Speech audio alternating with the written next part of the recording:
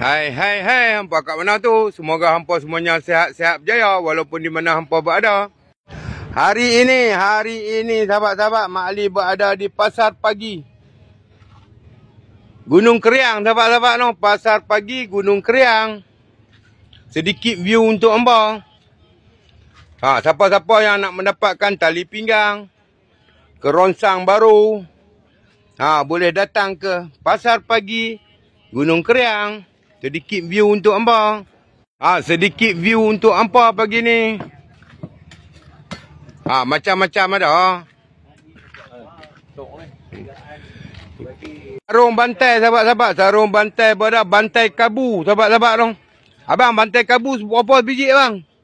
Offer 35. RM35 sebiji abang. Okey. Ya, minyak raja kayu sahabat-sahabat untuk memulihkan urat. Siapa-siapa nak mendapatkan minyak raja kayu, terus ke bio Mak Ali. Okey, jumpa lagi next video. Bye-bye. Assalamualaikum.